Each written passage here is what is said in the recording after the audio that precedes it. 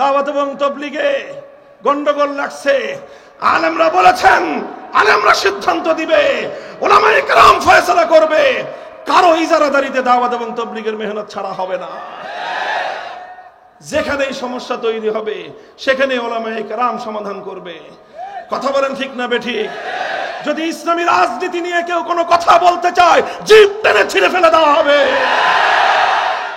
দাওয়াত এবং তাবলীগের মেহনত আছে না নাই? এখানে উম্মতকে অনেক বিষয়ের প্র্যাকটিক্যাল শিক্ষা দেওয়া হয়। কথা বলেন ঠিক না বেঠিক? আমরা মাদ্রাসার মধ্যে যেই বিষয়গুলোর থিওরিটিক্যাল শিক্ষা দেই, যেগুলোর তত্ত্ব শেখাই, তাত্ত্বিক বিশ্লেষণ করি, তার অনেক বিষয় দাওয়াত এবং তাবলীগের মধ্যে। আল্লাহর রাস্তায় বের হয়ে সাধারণ মানুষ তারা এটার প্র্যাকটিক্যাল শিক্ষা পায় সেখানে গিয়ে। কাজেই তালিমে হিকমতের একটা গুরুত্বপূর্ণ জায়গা হলো দাওয়াত এবং তাবলীগের মেহনত। কাজেই যখন তাবলীগের মেহনতের মধ্যে সমস্যা তৈরি হয়, আলেমরা সেখানে যাবেই, সমস্যার সমাধানের জন্য আলেমরা যাবেই। কারণ যদি সমাধান না করা হয়, তালিমে হিকমতের বিরাট একটা অধ্যায় নষ্ট হয়ে যাবে। একজন আলেম বেঁচে থাকতে এটা বরদাস্ত করা যায় না। এজন্য কারো কাছে খারাপ লাগুক, কুলমুতু বিগাইজিকুম, তুমি জ্বলতে জ্বলতে জ্বলে পুড়ে মরে যাও, তাতে আমাদের কিছুই আসবে যাবে না। আমরা আমাদের দায়িত্ব পালন করেই যাব। আমরা সমস্যা সমাধান করার জন্য সর্বশেষ মুহূর্ত পর্যন্ত চেষ্টা করবই। বিশেষ করে ইসলামের যে বিধানগুলোর সাথে সমাজের সম্পর্ক, যেই বিষয়গুলোর সাথে রাষ্ট্রের সম্পর্ক, যেই বিষয়গুলোর সাথে প্রশাসনের সম্পর্ক, যেই বিষয়গুলোর সাথে আদালতের সম্পর্ক, যেই বিষয়গুলোর সাথে বিচার ব্যবস্থার সম্পর্ক, সেই বিষয়ে দাওয়াত এবং তাবলীগেও আলোচনা হয় না, সেই বিষয়ে মজলিসে দাওয়াতুল হকেও আলোচনা হয় না। সেই বিষয়গুলোর কোরআনে পাকের প্র্যাকটিক্যাল নমুনা বাস্তবায়ন করার জন্য উলামায়ে উম্মত ইসলামী রাজনীতি করে, ইসলামী রাজনীতি করে।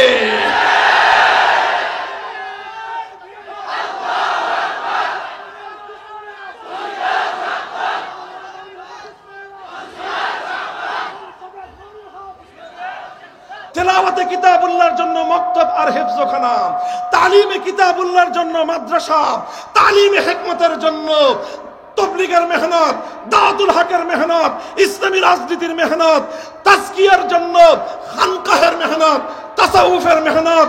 এই মেহনতগুলোর যে কোনো একটার উপর আঘাত হানার চেষ্টা করলে সে হাত আমরা ভেঙে গুড়িয়ে দেই।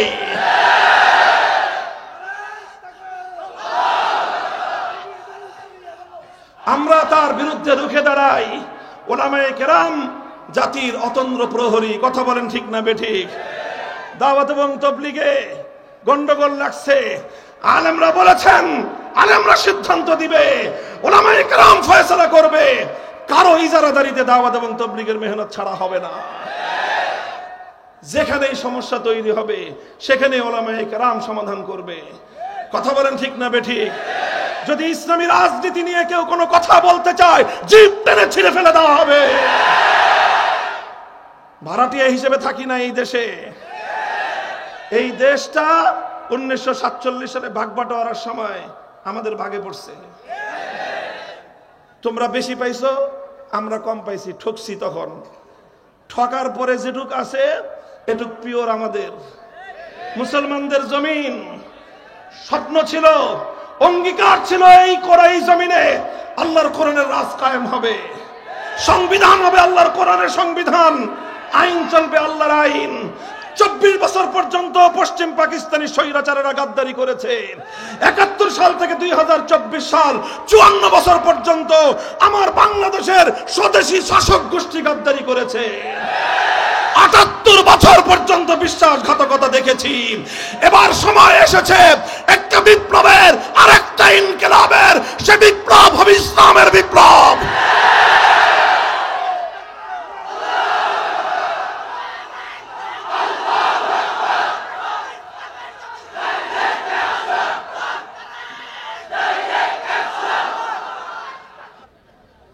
তো কি করেছিলেন আল্লাহর নবী, যেই কাজের মাধ্যমে এরকম বর্বর মানুষ সোনার মানুষ হয়ে যায়, জাহেলি সমাজ আলোকিত সমাজে পরিণত হয়?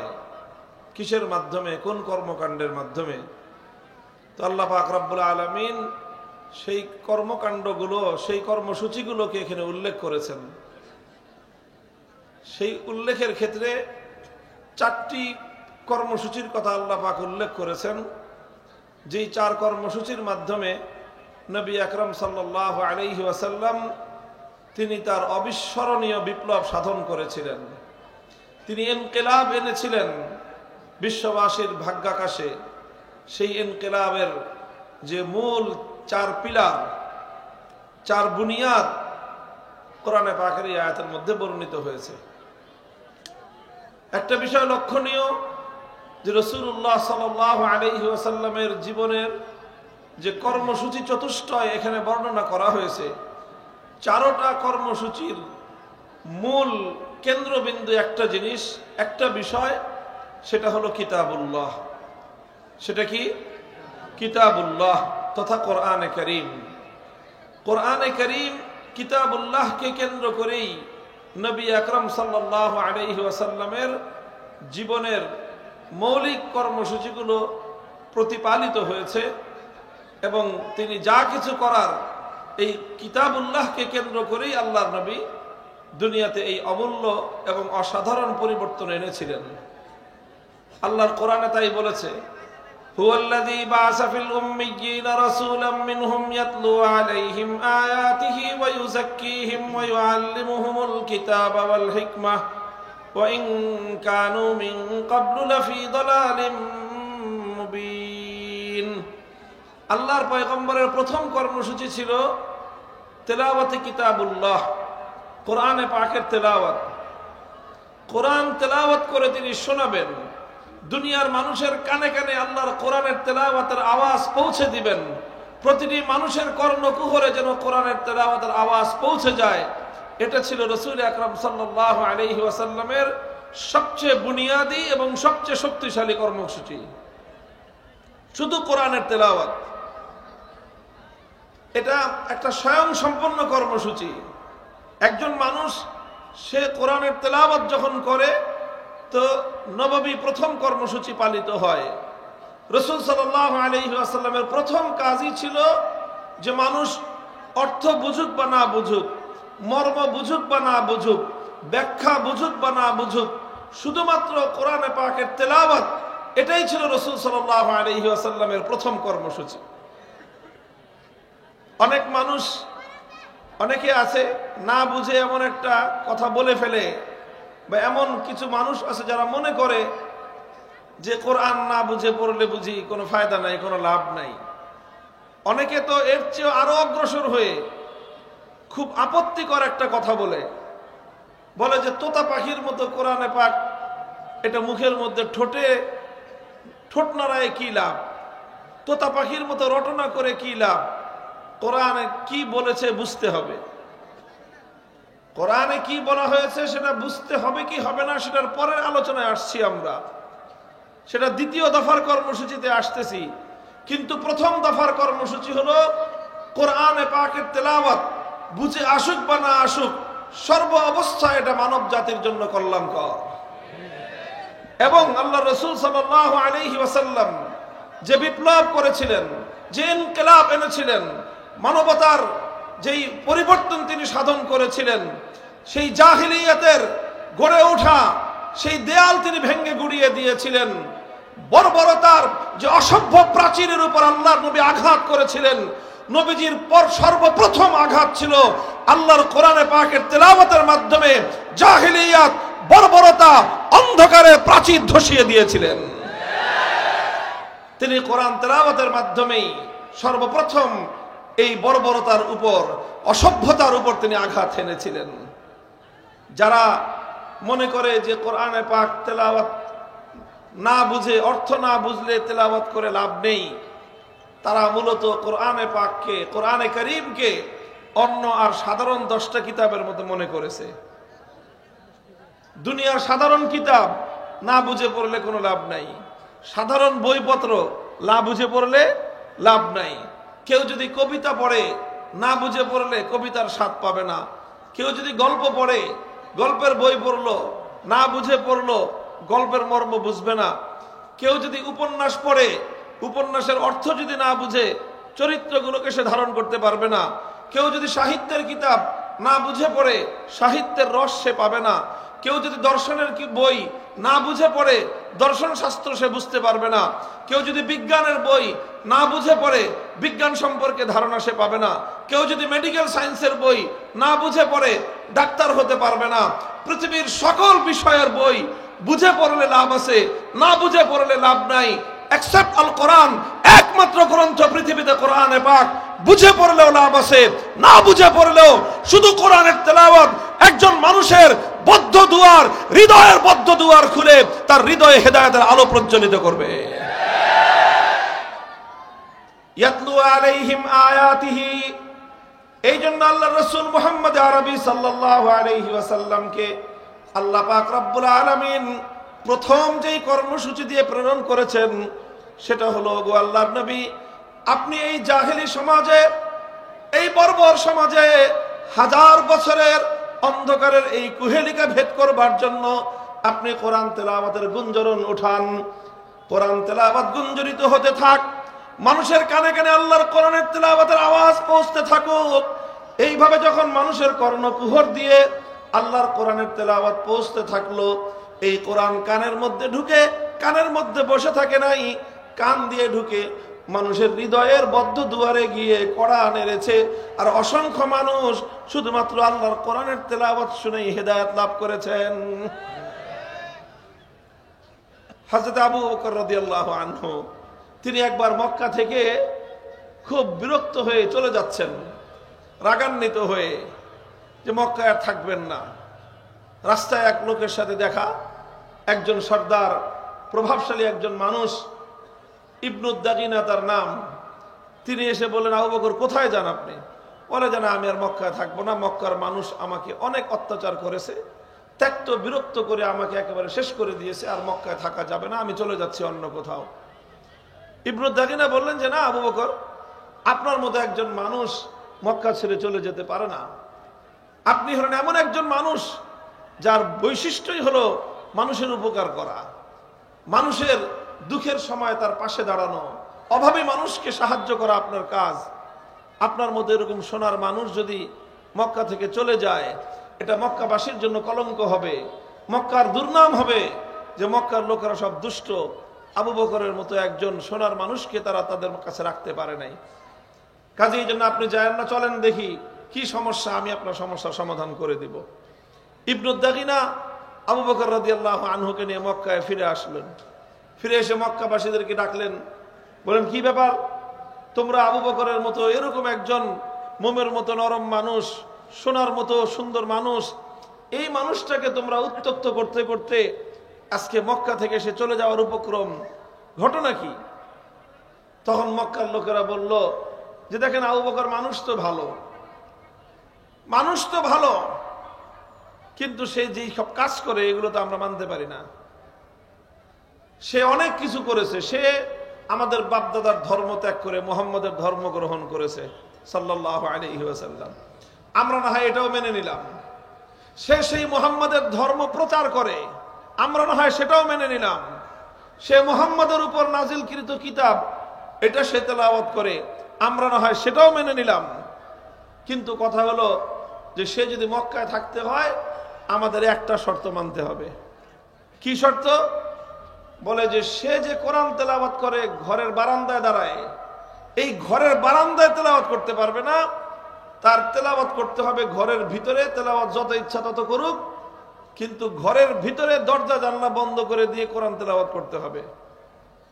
কেন ভাই কি সমস্যা? ঘরের মালিক আবু বকর, বারান্দার মালিকও তা সে নিজেই, তো সে কোরআন তেলাওয়াত করবে ঘরের ভিতরে করবে না বারান্দায় করবে, তাতে তোমাদের সমস্যা কি? কয় না আমাদের সমস্যা আছে। কি সমস্যা? বলে যে আবু বকর সিদ্দিক যখন কোরআনে পাকের তেলাওয়াত করতে আরম্ভ করে, আবেগ মাখা কণ্ঠে যখন উন্মুক্ত বারান্দায় দাঁড়িয়ে, উঠোনের উপর দাঁড়িয়ে আল্লাহর কালামুল্লাহ যখন আবু বকর সিদ্দিক তেলাওয়াত করতে আরম্ভ করেন, তখন এই আবু বকরের আবেগ মাখা কণ্ঠের তেলাওয়াতের মধ্যে এমন মন্ত্রমুগ্ধের মতো জাদু মাখানো এই তেলাওয়াত মানুষের হৃদয়গুলোকে এমন ভাবে আকৃষ্ট করতে থাকে লোহাকে যেরকম চুম্বক তার নিজের দিকে টানতে থাকে, আবু বকরের কোরআনের তেলাওয়াত গোটা মক্কার সমস্ত মানুষগুলোকে তার দিকে এইভাবে আকর্ষণ করতে থাকে। আমরা ঘরগুলোর মধ্যে আমাদের শিশুদেরকে পর্যন্ত বেঁধে রাখতে পারি না। সব বাধা মারিয়ে, সমস্ত প্রতিবন্ধকতাকে উপেক্ষা করে আমাদের ঘরগুলো থেকে ছোট ছোট বাচ্চারা পর্যন্ত আবু বকরের কোরআন তেলাওয়াত শোনার জন্য তার বাড়ির পাশে গিয়ে ভিড় জমায়। আমরা এটা বরদাস্ত করতে পারবো না যে আবু বকর এইভাবে মক্কার মধ্যে থেকে তেলাওয়াতে কোরআনের মাধ্যমে সে আমাদের গোটা সমাজ ব্যবস্থাকে ভেঙ্গে চুরে খান খান করে দিবে, আমাদের এত চেষ্টাকে সে বরবাদ করে দিবে। আমরা তো এটা মানতে পারি না। মুহতারাম হাজিরিন, এই ঘটনা প্রমাণ করে যে আল্লাহর কোরআনের তেলাওয়াতের ইফেক্টিভনেস কত, এর প্রভাব কত। আল্লাহর কসম খেয়ে বলি, শুধুমাত্র কোরআনে পাকের তেলাওয়াত পৃথিবীতে এমন শক্তি রাখে, এই আসমান এবং জমিনের মধ্যে আর কোনো কিছুর মধ্যে সেই শক্তি নাই। মানুষের হেদায়েতের জন্য, মানুষের পাষাণ হৃদয়কে মোমের মতো বিগলিত করে দেওয়ার জন্য এই মহাবিশ্বের মধ্যে আল কোরআনের তেলাওয়াতের চেয়ে উত্তম আর কোনো কিছুই থাকতে পারে না। এই জন্য আল্লাহ পাক রব্বুল আলামিন রাসূল আকরাম সাল্লাল্লাহু আলাইহি ওয়াসাল্লামকে সর্বপ্রথম যে কর্মসূচি দিয়েছেন সেটা হলো ইয়াতলু আলাইহিম আয়াতিহি, তেলাওয়াত শুরু করেন, মানুষের কানে কানে তেলাওয়াতের আওয়াজ পৌঁছে দিন, ঘরে ঘরে আল্লাহর কোরআনের তেলাওয়াত গুঞ্জরিত হোক। দেখবেন সমস্ত বাতিল, সমস্ত মিথ্যা, সমস্ত অন্ধকার এই কোরআনে পাকের তেলাওয়াতের আওয়াজে সব ধীরে ধীরে দূরীভূত হতে থাকবে। আলহামদুলিল্লাহ, এই কোরআনের তেলাওয়াত এখনো আমাদের সমাজে কিছুটা হলেও আছে। আছে না নাই? কিসের মাধ্যমে আছে? আমাদের সমাজে বর্তমানে কোরআনে পাকের এই তেলাওয়াত জিন্দা আছে আমাদের বিশেষভাবে সবচেয়ে বেশি এই কওমি মাদ্রাসাগুলোর মক্তব এবং হেফজখানার মাধ্যমে। মক্তব এবং হেফজখানার মাধ্যমে। মক্তবে আমরা মুসলমানদের ছোট ছোট বাচ্চাদেরকে কোরআনের তেলাওয়াতের নাজেরা শিক্ষা দেই, দেখে পড়তে পারে। হিফজখানায় এই কোরআনে পাকের তেলাওয়াতকে এক একটা বাচ্চা হৃদয়ের মধ্যে, কচি হৃদয়ের মধ্যে খোদাই করে দেওয়া হয়। আর এভাবে এই সকল বাচ্চারা মুসলিম সমাজে বিচরণ করতে থাকে, মুসলমানদের ঘরে ঘরে তারা চলতে থাকে, তাদের মুখে মুখে আল্লাহর কোরআন উচ্চারিত হতে থাকে। আর এভাবে কোরআনের তেলাওয়াতের মাধ্যমে মুসলিম সমাজের মধ্যে আলো বিকিরণ হতে থাকে। কথা বলেন ঠিক না বেঠিক? তবে এখনো সমাজের বিশাল একটা অংশ কোরআনের তেলাওয়াতের এই নূর থেকে বঞ্চিত রয়ে গেছে। আমাদের আরো চেষ্টা করতে হবে। কথা বলেন ঠিক না বেঠিক? আমরা এখন বাংলাদেশে বিশেষ করে 5ই আগস্টের এই বিপ্লবের পর এখন তো আমরা এই কথা খুব জোরালো ভাবেই বলতে পারি এবং বলি, এই যে রাষ্ট্রীয় খরচে, সরকারি খরচে এই যে প্রাইমারি স্কুলগুলো যে চলে, এই প্রাইমারি স্কুলগুলো চলে আমাদের মুসলমানদের ট্যাক্সের পয়সায়। আমাদের ট্যাক্সের পয়সা দিয়ে প্রাইমারি স্কুলগুলোতে এর যাবতীয় খরচ, দালান কোঠা, শিক্ষক শিক্ষিকাদের বেতন, যাবতীয় সব খরচ হয় জনগণের ট্যাক্সের পয়সায়। সেই ট্যাক্সের পয়সা দিয়ে সেখানে পড়াশোনাও করে আমাদের বাচ্চারা, আমাদের ছেলেরা, আমাদের মেয়েরা প্রাইমারি স্কুলগুলোতে পড়ে। আর সেই প্রাইমারি স্কুলগুলোতে আমাদের বাচ্চাদেরকে আমাদের পয়সা দিয়ে বাংলা পড়ানোর জন্য টিচার আছে, ইংলিশ পড়ানোর টিচার আছে, অঙ্ক পড়ানোর টিচার আছে, ম্যাথমেটিক্স পড়ানোর টিচার আছে, তাদেরকে আবার সেই বিজ্ঞান পড়ানোর টিচার আছে, তারপরে তাদেরকে পিটি করানোর টিচারও আছে। ইদানিং আবার শোনা যেতেছে তাদেরকে নৃত্য শেখানোর জন্য, নাচ গান শেখানোর জন্য নাকি নৃত্যের টিচারও নিয়োগের একটা সুর শোনা যাইতেছে। জানি না এই সুর যদি বাস্তবায়ন হয় তাহলে বাংলাদেশে যে কোন আগুন লাগবে আমার জানা নাই। সবকিছু শেখানো হবে আর সরকারি খরচে আমার সন্তানদের জন্য আল্লাহর কোরআনের তেলাওয়াতের শিক্ষার ব্যবস্থা থাকতে পারে না। এই দৃশ্য বেশি দিন বরদাস্ত করা যাবে না।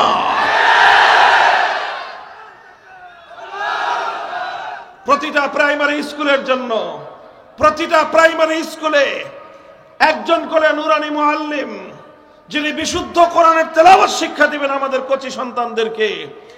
এই রকম শিক্ষার ব্যবস্থাপনা হওয়া দরকার আছে না নাই?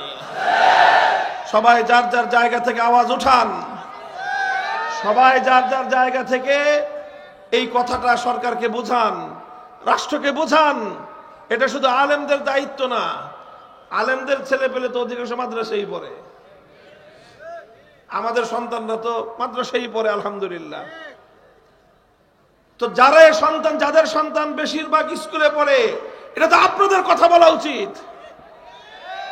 আপনারা স্কুলে যান, যে হেডমাস্টারকে বলেন, ম্যানেজিং কমিটিকে বলেন, গোটা এলাকাবাসী, স্কুলের শিক্ষক শিক্ষিকা, ম্যানেজিং কমিটির সদস্য, তারপরে এলাকাবাসী, রাজনৈতিক নেতা, তারপরে সুশীল সমাজ, জ্ঞানী বিজ্ঞানী যারা আছেন, সবাই প্রশাসনের লোকজন এই যৌক্তিক কথাটা বোঝান যে প্রাইমারি স্কুলগুলোতে কোরআনের বিশুদ্ধ তেলাওয়াত শিক্ষা দেওয়ার জন্য একজন বিশুদ্ধ তেলাওয়াতের শিক্ষক নিয়োগ পাওয়া চাই। এইভাবে যদি কোরআনের তেলাওয়াতটাকে যদি ব্যাপক করা যায় জাতির মধ্যে, তাহলে ইনশাআল্লাহ জাতির অন্ধকার, জাতির মধ্যকার অসভ্যতা, বর্বরতা, কুফরি, শিরকি, নাস্তিকতা অনেকাংশেই দূরীভূত হয়ে যাবে ইনশাআল্লাহ। তাহলে কোরআনে পাক তেলাওয়াত এটা হলো প্রথম কর্মসূচি। আল্লাহ রাসূল সাল্লাল্লাহু আলাইহি ওয়াসাল্লাম যেই কাজের মাধ্যমে দুনিয়াতে তিনি তার ঐতিহাসিক বিপ্লব সাধন করেছিলেন, মানবতার কল্যাণ সাধন করেছিলেন, তার সর্বপ্রথম কাজ ছিল ইয়াতলু আলাইহিম আয়াতি। 2 নম্বর কর্মসূচি ছিল আল্লাহর পয়গম্বরের ওয়া ইউআল্লিমুহুমুল কিতাব, তালিমে কিতাব। তালিমে কিতাবের অর্থ হলো যেই কিতাবুল্লাহ, যেই কোরআনে পাকের তিনি তেলাওয়াত করলেন প্রথম কর্মসূচির মাধ্যমে, এবার দ্বিতীয় কর্মসূচি হলো সেই কোরআনটাকে মানুষকে বোঝান, কোরআনের মর্ম বুঝান, কোরআনের ব্যাখ্যা বুঝান, কোরআনের তাফসীর বোঝানো। এটা ছিল রাসূল সাল্লাল্লাহু আলাইহি ওয়াসাল্লামের 2 নম্বর দায়িত্ব, 2 নম্বর কর্মসূচি। আলহামদুলিল্লাহ, নবী আকরাম সাল্লাল্লাহু আলাইহি ওয়াসাল্লাম উম্মতকে আল্লাহর কোরআনের মর্ম বুঝিয়েছেন, অর্থ বুঝিয়েছেন, ব্যাখ্যা বুঝিয়েছেন। যেভাবে বোঝাতে হয় আল্লাহর নবী সেভাবেই বুঝিয়েছেন। তালিমে কিতাব অর্থ হলো আল্লাহর কোরআনে পাকের মর্ম বোঝানো। এই কর্মসূচিটাও বর্তমানে চালু আছে আলহামদুলিল্লাহ, এবং সবচেয়ে সুন্দরভাবে চালু আছে আমার বাংলাদেশের কওমি মাদ্রাসাগুলোতে। যেই কয়টা মাদ্রাসার নাম নিলাম এগুলোতেও আছে, অন্য সব মাদ্রাসাতেই আছে। মাদ্রাসাগুলোতে উম্মতের কাছে কোরআনের মর্ম বোঝানোর জন্য, কোরআনের মর্ম পৌঁছানোর জন্য সব ধরনের মেহনত এবং চেষ্টা আছে, আছে না নাই? ওলামায়ে কেরাম এই মাদ্রাসা থেকে কোরআনে পাকের তাফসীর শিখে, কোরআনে পাকের ইলম হাসিল করে তাফসীরুল কোরআন মাহফিলগুলোর মাধ্যমে বাংলার প্রত্যন্ত অঞ্চলে, পাড়ায় পাড়ায়, মহল্লায় মহল্লায় মানুষের কাছে কোরআনে পাকের মেসেজ, কোরআনের বার্তা মানুষের কাছে পৌঁছে দেয়। মসজিদে মসজিদে ওলামায়ে কেরাম তাফসীরের মাধ্যমে মুসল্লিদের কাছে কোরআনের বার্তা পৌঁছে দেয়। এরপরে ওলামায়ে কেরাম তাফসীরুল কোরআন লিখে লিখে মানুষের হাতে হাতে পৌঁছে দেয়। মানুষ নিজেরা কোরআনের তাফসীর পড়ে পড়ে কোরআনের মর্ম বুঝতে পারে। অনুবাদ লিখে লিখে মানুষের কাছে পৌঁছে দিয়েছে। মানুষ আলেমদের লিখিত সেই অনুবাদ পড়ে পড়ে তারা কোরআনে পাকের অনুবাদ এবং কোরআনের মর্ম এবং তার অর্থ বুঝতে পারে। কথা বলেন ঠিক কিনা? মুহতারাম হাজিরিন, এই জায়গাটায় বড় আফসোসের একটা কথা আমার আছে। সেটা হলো এই আমাদের অসংখ্য মানুষ আছে আমাদের সমাজে, শিক্ষার অভাব নাই, প্রচুর পড়াশোনা করেছে, হাজার হাজার বই পড়েছে সাহিত্যের, কেউ পড়েছে গল্পের বই, কেউ পড়েছে উপন্যাসের বই, কেউ পড়েছে সায়েন্সের বই, কেউ মেডিকেল সায়েন্সের বই পড়েছে, হাজার হাজার বই তার জীবনে পড়াশোনা করেছে। কিন্তু তার সারাটা জীবনে একটা বার আল্লাহর কোরআন শুরু থেকে শেষ পর্যন্ত, সূরা ফাতিহা থেকে সূরা নাস পর্যন্ত আল্লাহর পক্ষ থেকে প্রেরিত এই মহাগ্রন্থের অনুবাদটুকু পড়ার তার সৌভাগ্য হয় নাই। আছে না নাই? এটা তার মুসলমানের জন্য, একজন মুমিনের জন্য এর চেয়ে বড় লজ্জার আর কোনো বিষয়ই থাকতে পারে না। যে আল্লাহ পাক তোমার কাছে একটা বার্তা পাঠালেন, তোমার জন্য, তোমার হেদায়েতের জন্য আল্লাহ একটা কিতাব নাজিল করলেন। তোমার আল্লাহ, তোমার রব তোমাকে কি বললেন, তুমি অন্তত একবার একটু পড়ে দেখবার চেষ্টা করলে না? একটা বার তোমার রবের, রহমান রহিম রবের বার্তাটা, তার পক্ষ থেকে নাজিলকৃত কিতাবের মর্মটা একবার বুঝবার চেষ্টা করলে না? মুসলমান, তোমার জন্য এটা চরম লজ্জার বিষয়। কাজে এই জন্য সকল ধর্মপ্রাণ মুসলমানদের কাছে এটা আমাদের অনুরোধ, হক্কানি উলামায়ে কেরাম যে সকল তরজমায়ে কোরআন লিখেছেন, অনুবাদ লিখেছেন, তাফসীর লিখেছেন, সেগুলো সংগ্রহ করে একটু একটু করে পড়া শুরু করেন। কোরআনে পাকের সূরা ফাতিহা থেকে সূরা নাস পর্যন্ত পূর্ণ কোরআনটা অন্তত একবার এর অর্থটা বুঝার, মর্মটা বুঝার চেষ্টা করুন। আল্লাহ বুঝবার তৌফিক দান করেন। এটা গেল কোরআনে পাকের দ্বিতীয় নম্বর কর্মসূচি, আল্লাহর রাসূলের কোরআনকে কেন্দ্র করে। আলহামদুলিল্লাহ, এই কর্মসূচি বর্তমানে আমাদের সমাজে জিন্দা আছে। বিশেষ করে কওমি মাদ্রাসার মাধ্যমে আমরা 10 বছরের দীর্ঘ পাঠ্যসূচির মাধ্যমে আমরা মুসলমানদের সন্তানদেরকে এই মাদ্রাসাগুলোর মাধ্যমে কোরআনে পাকের মর্ম বোঝানোর চেষ্টা করি। কথা বলে ঠিক কিনা? 10 বছরের এই শিক্ষা সিলেবাসের মাধ্যমে মূল উদ্দেশ্যই হলো মুসলমানের সন্তানদেরকে কোরআনের মর্ম বোঝানো, কোরআনের ব্যাখ্যা বোঝানো, কোরআনের তাফসীর এই পরিমাণ তারা যেন বুঝতে পারে যে গোটা জাতিকে যেন তারা সেই ব্যাপারে আবার বোঝাতে পারে, জানাতে পারে। এবং সেই মেহনত চলতেছে, ইনশাআল্লাহ অব্যাহতভাবেই চলবে। আল্লাহর পয়গম্বরের 3 নম্বর কর্মসূচি হলো ওয়ায়ুআল্লিমুহুমুল কিতাবা ওয়াল হিকমাহ, তালিমে হিকমত। তালিমে হিকমত এটা হলো নবীজির 3 নম্বর কাজ। তালিমে হিকমতের অর্থ কি? তালিমে হিকমতের অর্থ হলো কোরআন যখন নাজিল হলো, আল্লাহর নবী 1 নম্বর কর্মসূচির আওতায় তেলাওয়াত করলেন, 2 নম্বর কর্মসূচির আওতায় সেই কোরআনের মর্ম এবং ব্যাখ্যা উম্মতকে বোঝালেন। শুধু ব্যাখ্যা বুঝিয়ে দিয়ে আল্লাহর নবীর দায়িত্ব ক্ষান্ত হয় নাই, বরং 3 নম্বর দায়িত্ব হলো আল্লাহর নবীর যে কোরআনে পাকের এক একটা বিধান, কোরআনে পাকের এক একটা হুকুম, আল্লাহর এক একটা হুকুম এবং এক একটা বিধান, এটা শুধুমাত্র আল্লাহর নবী মুখে বলে দিয়েই তার দায়িত্ব ক্ষান্ত করেন নাই, বরং আল্লাহর কোরআনের অনেক বিধান এমন রয়েছে এটা শুধুমাত্র মুখে বললে উম্মত বুঝতে পারবে না।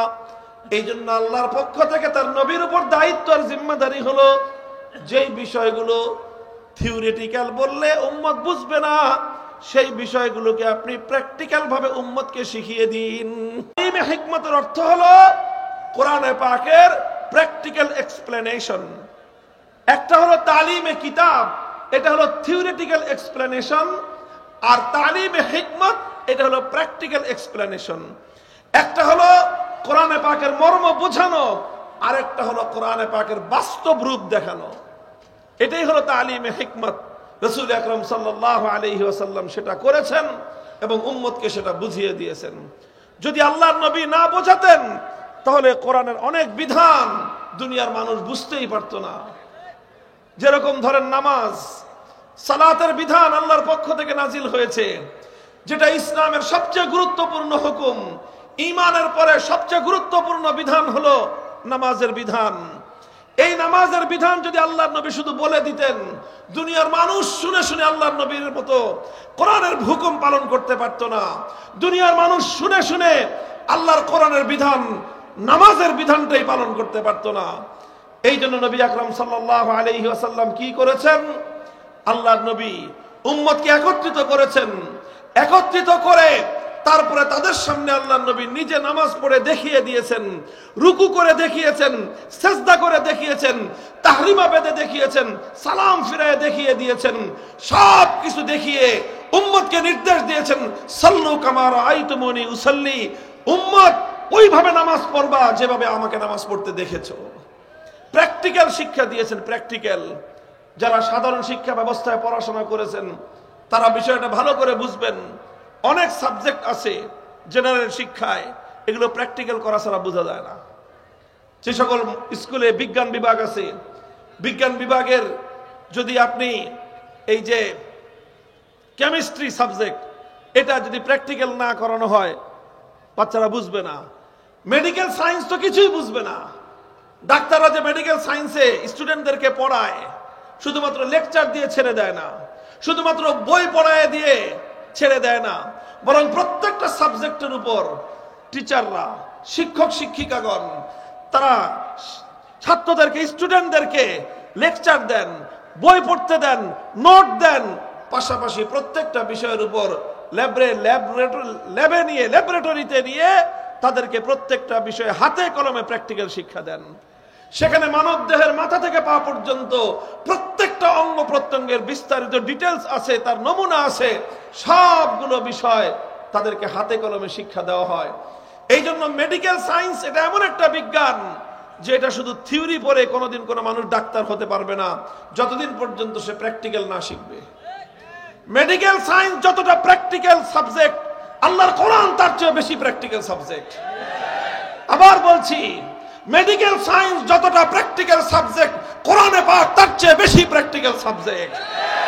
এই জন্য মেডিকেল সায়েন্স যেভাবে টিচারদের কাছ থেকে, অভিজ্ঞ ডাক্তারদের কাছ থেকে হাতে কলমে না শিখলে কেউ কোনোদিন ভালো ডাক্তার হতে পারে না, ঠিক তদ্রূপ হাক্কানি উলামায়ে কেরামের কাছ থেকে হাতে কলমে আল্লাহর কোরআনের বিধানগুলো না শিখলে কোনোদিন কোনো মানুষ পরিপূর্ণভাবে কোরআনের বিধানের উপর আমল করতে পারবে না।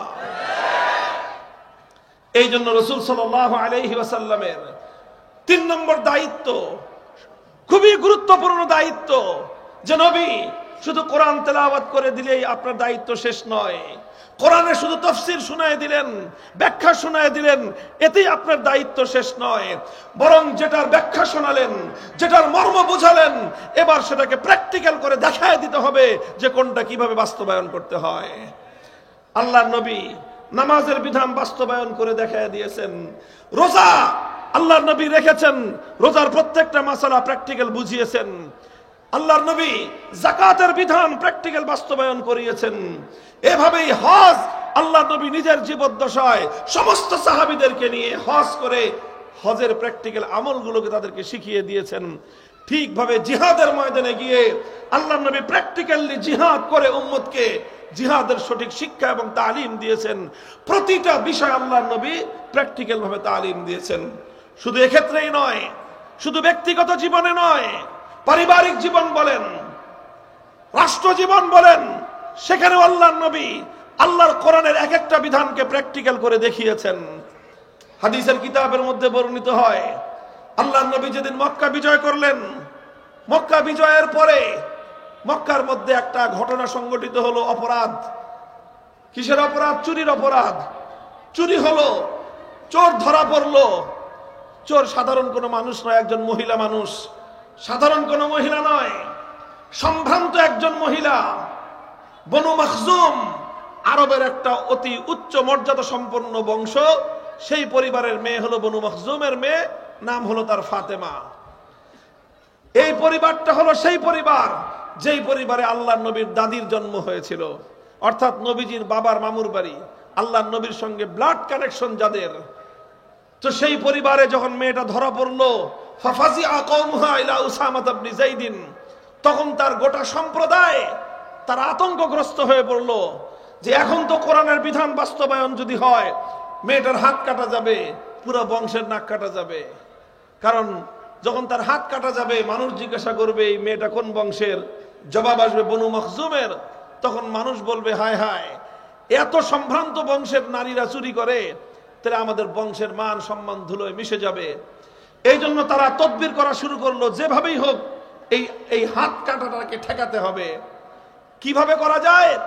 তারা আল্লাহর নবীর খুব কাছের একজন মানুষ, নবীজির অত্যন্ত প্রিয় ভাজন, আস্থাভাজন, নবীজির স্নেহ ভাজন সম্পর্কে আল্লাহর নবীর নাতি হয়, পালক পুত্র যায়েদ ইবনে হারেসার ছেলে উসামা। তার কাছে এসে তারা বলল যে ভাই, তোমার দাদার কাছে গিয়ে একটু বলো মেয়েটার যেন হাত না কাটা হয়, কারণ মেয়েটা ওনার রক্তের সম্পর্ক, ওনার দাদির পরিবারের মেয়ে, কাজে উনি যেন বিষয়টা একটু ম্যানেজ করে নেয়। উসামা রাদিয়াল্লাহু আনহু বুঝতে পারলেন না বিষয়টার গভীরতা। তিনি সহজ সরল মনে আল্লাহ নবীর কাছে গেলেন, গিয়ে তিনি সুপারিশ করলেন। সুপারিশ করতে দেরি, ফাতালাওয়ানা ওয়াজহু রাসূলিল্লাহি সাল্লাল্লাহু আলাইহি ওয়াসাল্লাম, আল্লাহর নবীর চেহারার রং বদলে গেল, লাল টুকটকে হয়ে গেল। নবীজি রাগে থরথর করে কাঁপতে থাকলেন। উসামাকে এক ধমক দিলেন, আতাশফাউ ফি হাদ্দিম মিন হুদুদিল্লাহ, উসামা কত বড় দুঃসাহস তোমার, আমি আল্লাহর কোরআনের বিধান বাস্তবায়ন করব, আর তুমি সেই বিধান বাস্তবায়নের ক্ষেত্রে বাধা দেওয়ার জন্য তদবির করতে এসেছো। খবরদার, ভবিষ্যতে আর কোনোদিন যেন তোমার এই তদবিরের মধ্যে না দেখি আমি। উসামা ধমক খেয়ে চলে গেলেন। নবীজি বুঝতে পারলেন খালি উসামাকে একা ধমকাইলে তো হবে না, ও তো ছোট মানুষ, বালক মানুষ, না বুঝে শুনে আসছে, কিন্তু ওর পিছনে তো অন্য মানুষরা আছে, ওর পিছনে আমার গোষ্ঠীর লোক, ওর পিছনে আমার দাদির বাড়ির লোকজন, যারা ওকে আমার কাছে পাঠিয়েছে। কাজেই সংশোধন তো শুধু উসামার একা করলে হবে না, গোটা মক্কাবাসীর সংশোধন করতে হবে। ফালাম্মা কানাল আশিয়্যু কামা রাসূলুল্লাহ সাল্লাল্লাহু আলাইহি ওয়াসাল্লাম, বুখারী শরীফের হাদিস, বিকাল বেলা আসরের নামাজ পড়ে আল্লাহর নবী পবিত্র বাইতুল্লাহর সামনে দাঁড়ালেন। কাবার চত্বরে গোটা মক্কার মানুষ একত্রিত হয়েছে।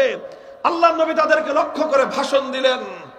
দুনিয়ার মানুষ বিজয়ের পরে দুনিয়ার অনেক বড় বড় নেতা নেত্রীরা ভাষণ দেয়, আর আল্লাহর নবীও মক্কা বিজয়ের পর জাতির উদ্দেশ্যে ভাষণ দিয়েছিলেন। নবীর বক্তব্যই কিয়ামত পর্যন্ত সমস্ত নেতা কর্মীদের জন্য সর্বোত্তম আদর্শ রয়েছে। আল্লাহর নবী বললেন যে দেখো হে আমার মক্কাবাসী, হে আমার সগোত্রবাসী, হে আমার কুরাইশ বংশ, আমার দাদির পরিবার বনু মাখজুম গোত্রের লোকেরা শুনে রাখো, ইন্নামা হালাকা মান কানা ক্বাবলাকুম ইযা সারাকা ফীহিমুদ দাঈফ আকামু আলাইহিল হাদ ওয়া ইযা সারাকা ফীহিমুশ শরীফ তারাকুহু। তোমাদের পূর্বেকার অনেক জাতি ধ্বংস হয়ে গেছে, আল্লাহ তাদেরকে আযাব গজব দিয়ে ধ্বংস করে দিয়েছেন। তাদের অপরাধ ছিল যখন তাদের মধ্যে কোন প্রভাবশালী লোক অন্যায় করত, কোন প্রভাবশালী লোক, ক্ষমতাবান, টাকা পয়সাওয়ালা মানুষ যখন কোন অন্যায় করত, কোন শিল্পপতি, কোন ক্ষমতাবান এমপি, মন্ত্রী, মিনিস্টার, অথবা মন্ত্রীর দুলাভাই, এমপির খালু, এই জাতীয় লোকজন যখন অন্যায় করত, চুরি করত, শিল্পপতি মানুষ, ইন্ডাস্ট্রিয়ালিস্ট, বিশাল টাকা পয়সার মালিক, এই জাতীয় মানুষ অন্যায় করলে, অপরাধ করলে সিস্টেমে তাদেরকে ছেড়ে দেওয়া হতো। ওয়াইদা সারাকা ফীহিমুদ দাঈফ আকামু আলাইহিল হাদ। আর ওই একই অপরাধ করেছে দুর্বল মানুষ, রিকশাওয়ালা চুরি করেছে, ঠেলা গাড়িওয়ালা অপরাধ করেছে, ভ্যান গাড়ি চালক অপরাধ করেছে, কৃষক, শ্রমিক, মজদুর অপরাধ করেছে, খেটে খাওয়া মেহনতি মানুষ, রাস্তার টোকাই, সে যখন অপরাধ করে ধরা পড়ছে, এখন বলে যে আইনের শাসন 100 ভাগের জায়গায় 200 ভাগ কায়েম করার উপরে। কারণ ওর কোনো মামুও নাই, ওর কোনো খালুও নাই, ওর কোনো দুলাভাইও নাই। কাজী এখন ওর উপর দিয়ে যত পারো আইনের শাসন তোরা বাস্তবায়ন কর। আল্লাহর পয়গম্বর বলেন যে বড় লোকের জন্য এক বিচার, গরিবের জন্য আরেক বিচার, শিল্পপতির জন্য এক বিচার, দরিদ্রের জন্য আরেক বিচার, ক্ষমতাবানের জন্য এক বিচার, টোকাইয়ের জন্য আরেক বিচার। বিচার ব্যবস্থায় এই বৈষম্য যখন কোন জাতি করেছে, এই অপরাধে আল্লাহ পাক রব্বুল আলামিন একটা জাতিকে ধ্বংস করে দিয়েছেন। মুহতারাম হাজিরিন, বৈষম্য সাধারণ কোনো অপরাধ নয়। আমার দলের লোকজন করলে পার, বিরোধী দলের লোকজন করলে ঠেঙ্গায় রাস্তার উপরে পাঠিয়ে দিবেন। এই ধরনের বৈষম্য যখন করা হয়, আল্লাহর আরশ কেঁপে ওঠে, আল্লাহর পক্ষ থেকে গজব নেমে আসে। এই জন্য বৈষম্য এটা ইসলাম কোনোদিন বরদাস্ত করে না, বেইনসাফি ইসলাম বরদাস্ত করে না। এই বৈষম্যের বিরুদ্ধে লড়াই করা এটা শুধু বৈষম্য বিরোধী ছাত্রদের দায়িত্ব না, এটা সর্বপ্রথম দায়িত্ব হলো আলেম সমাজের। নবীর উত্তরাধিকারী পরিচয় দিয়ে সমাজে যত সম্মান আর যত মন মর্যাদা, হাদিয়া, তোহফা সব তো আলেমরাই পায়, বেশিরভাগ আলেমরাই তো পায়। কথা বলেন ঠিক না বেঠিক? ঠিক আছে, আলেম সমাজ তারা যেমনি ভাবে নবীর উত্তরাধিকারী, আল্লাহ পাক নবীদেরকে পাঠিয়েছিলেন, তার অন্যতম উদ্দেশ্য হলো আল্লাহর জমিন থেকে সমস্ত বেইনসাফি, জুলুম আর বৈষম্যের কবর রচনা করা। আল্লাহর কোরআন খুলেন, লাকাদ আরসালনা রুসুলানা বিল বাইয়িনাত ওয়া আনজালনা মাআহুমুল কিতাবা ওয়াল মিজান লিয়াকুমান নাসু বিল কিসত।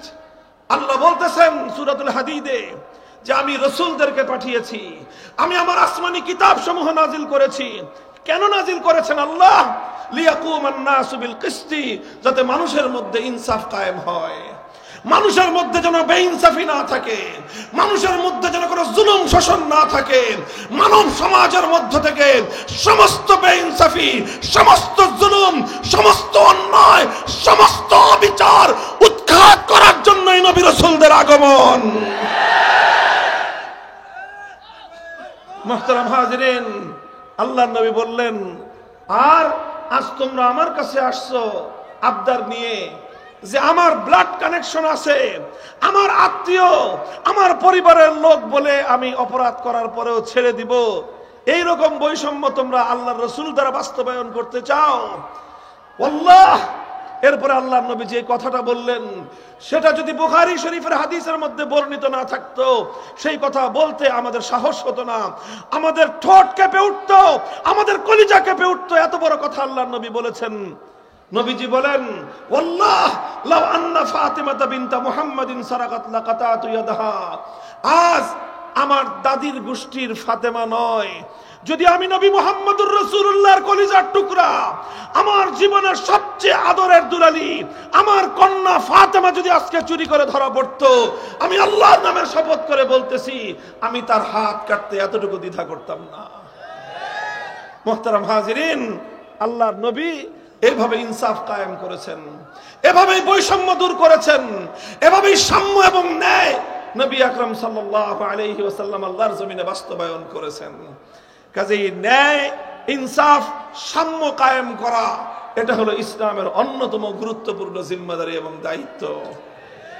এখন যেভাবেই করতে হয় সেভাবেই করতে হবে, বেইনসাফির বিরুদ্ধে যেভাবে রুখে দাঁড়াতে হয় সেভাবেই রুখে দাঁড়াতে হবে, অন্যায় অবিচার দূর করার জন্য যা করতে হয় তাই করতে হবে। প্রস্তুত আছেন সেজন্য? প্রস্তুত হন, সাধারণ উম্মত প্রস্তুত হন, ওলামায়ে কেরাম জাতিকে নেতৃত্ব দেন। একটা বৈষম্যহীন সমাজ গড়বার জন্য আপনারাই সর্বশ্রেষ্ঠ দায়িত্বশীল। আলহামদুলিল্লাহ, আল্লাহর পয়গম্বরের 3 নম্বর দায়িত্ব ছিল এভাবেই আল্লাহর কোরআনের এক একটা বিধান কিভাবে বাস্তবায়ন করতে হয়। বাধা বিঘ্ন আসবে, সেই বাধা বিঘ্ন এভাবেই ডিঙ্গিয়ে এক একটা বিধানকে বাস্তবায়ন করে দুনিয়াবাসীকে আল্লাহ নবী দেখিয়ে দিয়েছেন কোরআনে পাকের এক একটা বিধান এইভাবেই বাস্তবায়ন করতে হয়। কথা বলেন ঠিক কিনা? বলেন আলহামদুলিল্লাহ। আমার নবী আমাকে, আমাদের নবীজি আমাকে সব কিছু দেখিয়ে দিয়েছেন, কোনো কিছু অপূর্ণ রাখেন নাই। নবীর শিক্ষাটা পূর্ণাঙ্গ শিক্ষা, এজন্যই আলহামদুলিল্লাহ আজও পর্যন্ত নবীজির সেই আদর্শ, কোরআনে পাকের, ইসলামের এক একটা বিধান সমাজে প্র্যাকটিক্যাল বাস্তবায়ন করে দেখিয়ে দেওয়ার সেই ধারা আজও পর্যন্ত উম্মতের মধ্যে বিদ্যমান আছে। দাওয়াত এবং তাবলীগের মেহনত আছে না নাই? এখানে উম্মতকে অনেক বিষয়ের প্র্যাকটিক্যাল শিক্ষা দেওয়া হয়। কথা বলেন ঠিক না বেঠিক? আমরা মাদ্রাসার মধ্যে যেই বিষয়গুলোর থিওরিটিক্যাল শিক্ষা দেই, যেগুলোর তত্ত্ব শেখাই, তাত্ত্বিক বিশ্লেষণ করি, তার অনেক বিষয় দাওয়াত এবং তাবলীগের মধ্যে। আল্লাহর রাস্তায় বের হয়ে সাধারণ মানুষ তারা এটার প্র্যাকটিক্যাল শিক্ষা পায় সেখানে গিয়ে। কাজেই তালিমে হিকমতের একটা গুরুত্বপূর্ণ জায়গা হলো দাওয়াত এবং তাবলীগের মেহনত। কাজেই যখন তাবলীগের মেহনতের মধ্যে সমস্যা তৈরি হয়, আলেমরা সেখানে যাবেই, সমস্যার সমাধানের জন্য আলেমরা যাবেই। কারণ যদি সমাধান না করা হয় তালিমে হিকমতের বিরাট একটা অধ্যায় নষ্ট হয়ে যাবে। একজন আলেম বেঁচে থাকতে এটা বরদাস্ত করা যায় না। এজন্য কারো কাছে খারাপ লাগুক, কুলমুতু বিগাইজিকুম, তুমি জ্বলতে জ্বলতে জ্বলে পুড়ে মরে যাও, তাতে আমাদের কিছুই আসবে যাবে না। আমরা আমাদের দায়িত্ব পালন করেই যাব। আমরা সমস্যা সমাধান করার জন্য সর্বশেষ মুহূর্ত পর্যন্ত চেষ্টা করবই। ঠিক তেমনি ভাবে আরো কিছু বিষয় আছে যেগুলোর প্র্যাকটিক্যাল শিক্ষা দেওয়ার জন্য মজলিসে দাওয়াতুল হক মেহনত করতেছে। কথা বলেন ঠিক কিনা? ইসলামের অনেক বিষয় প্র্যাকটিক্যাল তালিমের জন্য, তার প্র্যাকটিক্যাল আমলি নমুনার জন্য হযরত ওয়ালা হারদুয়া আবরারুল হক রহমতুল্লাহ আলাইহির মাধ্যমে, হাকিমুল উম্মত রহমতুল্লাহ আলাইহির এই মেহনতের সিলসিলা চলছে এবং উম্মতের মধ্যে অনেক বিষয়ের, কোরআনের অনেক বিষয়ের প্র্যাকটিক্যাল তালিম এখানে চলে। কথা বলেন ঠিক না বেঠিক? আর কিছু বিষয় আছে যেই বিষয়গুলোতে দাওয়াত এবং তাবলীগের লোকেরাও সাইলেন্ট থাকে, মজলিসে দাওয়াতুল হকের লোকেরাও নীরব থাকে। এমন কিছু বিষয় আছে না নাই? নীরব থাকতে হয় কাজের সুবিধার্থেই, নীরব থাকা কাজের সুবিধার্থেই নীরব থাকে। কিন্তু কথা হলো সেই বিষয়গুলি তাহলে বলবে কে? এমন কিছু বিধান আছে, বিশেষ করে ইসলামের যে বিধানগুলোর সাথে সমাজের সম্পর্ক, যেই বিষয়গুলোর সাথে রাষ্ট্রের সম্পর্ক, যেই বিষয়গুলোর সাথে প্রশাসনের সম্পর্ক, যেই বিষয়গুলোর সাথে আদালতের সম্পর্ক, যেই বিষয়গুলোর সাথে বিচার ব্যবস্থার সম্পর্ক, সেই বিষয়ে দাওয়াত এবং তাবলীগেও আলোচনা হয় না, সেই বিষয়ে মজলিসে দাওয়াতুল হকেও আলোচনা হয় না। সেই বিষয়গুলোর কোরআনে পাকের প্র্যাকটিক্যাল নমুনা বাস্তবায়ন করার জন্য উলামায়ে উম্মত ইসলামী রাজনীতি করে, ইসলামী রাজনীতি করে।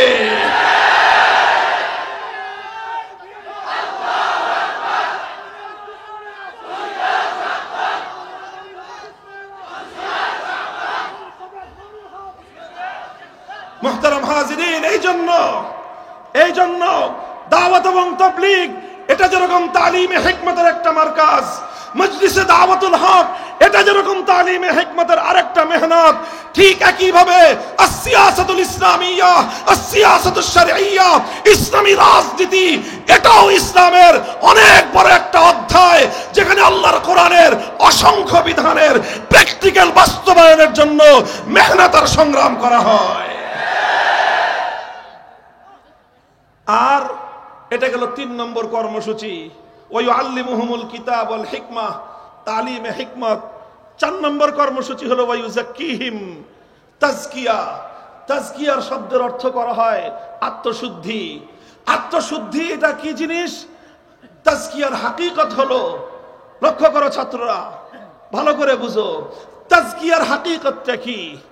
প্রথম কর্মসূচি ছিল তেলাওয়াতে কিতাবুল্লাহ, কোরআনের তেলাওয়াত, মনে আছে? 2 নম্বর কর্মসূচি ছিল তালিমে কিতাবুল্লাহ, অর্থাৎ কোরআনে পাকের মর্ম এবং ব্যাখ্যা বোঝানো। 3 নম্বর কর্মসূচি ছিল তালিমে হিকমত, অর্থাৎ শুধুমাত্র থিওরি আর শুধুমাত্র মৌখিক বিশ্লেষণের মাধ্যমেই কোরআনকে পরিপূর্ণ বোঝানো যায় না, বরং কোরআনে পাককে আমল করে দেখিয়ে দিতে হয়। এটার নাম হলো তালিমে হিকমত। আল্লাহ নবী 3 কাজ করেছেন, তবে শুধুমাত্র প্র্যাকটিক্যাল নমুনা দেখায় দেওয়ার পরেও আল্লাহ নবীর জিম্মাদারি খতম হয় নাই, বরং 4 নম্বর জিম্মাদারি রয়ে গেছে। আর সেই 4 নম্বর জিম্মাদারি হলো তেলাওয়াতে কিতাবুল্লাহর মাধ্যমে যেই কোরআনকে তেলাওয়াত করা হয়েছে, তালিমে কিতাবুল্লাহর মাধ্যমে যেই কোরআনকে ব্যাখ্যা করা হয়েছে, তালিমে হিকমতের মাধ্যমে যেই কোরআনকে আমলে পরিণত করা হয়েছে, এবার তাজকিয়ার মাধ্যমে সেই কোরআনকে মানুষের আখলাক এবং চরিত্রে পরিণত করো। এটা আমলের চেয়েও আরো অনেক উন্নত পর্যায়ে চরিত্রে পরিণত করা। দেখেন, একটা কাজ একবার কষ্ট করে করা যায়, একটা কাজ আমলে পরিণত করা আর একটা কাজ চরিত্রে পরিণত করা সমান নয়। কথা বলেন ঠিক না বেঠিক? আপনি ইচ্ছা করে সত্য কথা বললেন, 1 বার 2 বার 3 বার সত্য কথা বললেন, কিন্তু আবার সুযোগ পাইলে মিথ্যা কথা বলেন। তাহলে সত্য কথা যখন বললেন, সত্য কথার উপর আপনার আমল হলো, কিন্তু মাঝে মাঝে আবার মিথ্যা বলেন, তাহলে বোঝা গেল সত্য বলার চরিত্র আপনার হাসিল হয় নাই, এখনো তাজকিয়া হয় নাই, আখলাক আসে নাই। আপনি হয়তো কখনো কারো সামনে বিনয় দেখালেন, আবার আড়ালে গিয়ে আপনি অহংকার প্রকাশ করলেন, তার মানে তাওয়াজু এবং বিনয় আপনার আমলের মধ্যে এসেছে, আখলাকের মধ্যে আসে নাই।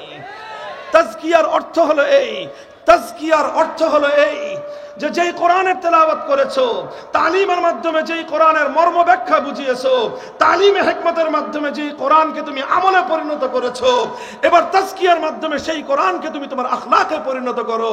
তাজকিয়ার মাধ্যমে পুরা উম্মতের আখলাক কোরআনী আখলাক বানাও, পুরা উম্মতকে কোরআনের চরিত্রের উপর তুমি উঠাও। পুরা উম্মত যখন কোরআনে পাকের আখলাকের উপর আসবে, তখনই আল্লাহর পয়গম্বরের মেহনত চূড়ান্ত সফল হবে। এই তাজকিয়ার মেহনত আছে না নাই? টুটা ফাটা যতটুকু আছে, হক্কানি উলামায়ে কেরাম, মাশায়েখে ইজামের মাধ্যমে, বিশেষ করে তাসাউফ এবং খানকাহি মেহনতের মাধ্যমে উম্মতের এক এক ব্যক্তির চরিত্রের মধ্যে আল্লাহর কোরআনী আখলাক পয়দা করার চেষ্টা করা হচ্ছে। কথা বলেন ঠিক না বেঠিক? যা কিছু বললাম এই সবগুলোর মাধ্যমে ইসলামের কর্মসূচি পূর্ণ হয়, সবগুলোর মাধ্যমে ইসলামের কর্মসূচি পূর্ণ হয়। কাজেই এর যে কোনো একটার মধ্যে যদি কেউ আঘাত করে, শুনে রাখো ইসলামের প্রথম থেকে শেষ পর্যন্ত তেলাওয়াতে কিতাবুল্লাহর জন্য মক্তব আর হেফজখানা, তালিমে কিতাবুল্লাহর জন্য মাদ্রাসা, তালিমে হিকমতের জন্য তবলিগের মেহনত, দাওয়াতুল হকের মেহনত, ইসলামী রাজনীতির মেহনত, তাজকিয়ার জন্য খানকাহের মেহনত, তাসাউফের মেহনত, এই মেহনতগুলোর যে কোনো একটার উপর আঘাত হানার চেষ্টা করলে সে হাত আমরা ভেঙে গুড়িয়ে দেই।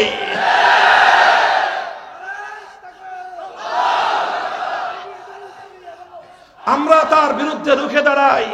উলামায়ে কেরাম জাতির অতন্দ্র প্রহরী। কথা বলেন ঠিক না বেঠিক? দাওয়াত এবং তবলিগে গন্ডগোল লাগছে, আলেমরা বলেছেন, আলেমরা সিদ্ধান্ত দিবে, উলামায়ে কেরাম ফয়সালা করবে। কারো ইজারাদারিতে দাওয়াত এবং তবলিগের মেহনত ছাড়া হবে না। যেখানেই সমস্যা তৈরি হবে সেখানে উলামায়ে কেরাম সমাধান করবে। কথা বলেন ঠিক না বেঠিক? যদি ইসলামী রাজনীতি নিয়ে কেউ কোনো কথা বলতে চায়, জিভ টেনে ছিঁড়ে ফেলে দেওয়া হবে। ভাড়াটিয়া হিসেবে থাকি না এই দেশে। এই দেশটা 1947 সালে ভাগবাটোয়ারার সময় আমাদের ভাগে পড়ছে। তোমরা বেশি পাইছো, আমরা কম পাইছি, ঠকছি। তখন ঠকার পরে যেটুক আছে এটুক পিওর আমাদের। মুসলমানদের জমিন, স্বপ্ন ছিল, অঙ্গীকার ছিল এই কোরআন জমিনে আল্লাহর কোরআনের রাজ কায়েম হবে, সংবিধান হবে আল্লাহর কোরআনের সংবিধান, আইন চলবে আল্লাহর আইন। 24 বছর পর্যন্ত পশ্চিম পাকিস্তানি স্বৈরাচারেরা গাদ্দারি করেছে। 71 সাল থেকে 2024 সাল 54 বছর পর্যন্ত আমার বাংলাদেশের স্বদেশী শাসক গোষ্ঠী গাদ্দারি করেছে। 78 বছর পর্যন্ত বিশ্বাসঘাতকতা দেখেছি। এবার সময় এসেছে একটা বিপ্লবের, আরেকটা ইনকিলাবের। সে বিপ্লব হবে ইসলামের বিপ্লব।